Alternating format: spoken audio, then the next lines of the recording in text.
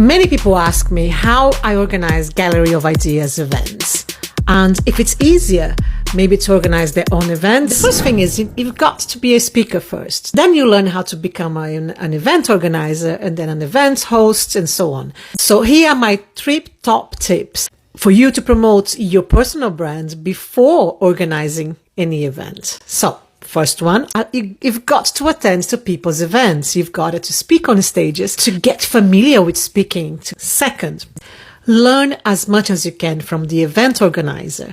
See how the event organizer talks to the other speakers, how he guides you through the whole process of developing your talk. So all these things are priceless for you to organize your own event. Third, invest in coaching for your talk, for your presentation, so you can become the go-to person in the area of your expertise and ultimately become an inspiration to others. So here are some clips from our last event for you to get the vibe and to start getting into the idea how events are organized, from location, catering, speakers, and everything else that is included. Don't forget to like, share, and comment, and I'll see you again in the next one. Ciao, ciao!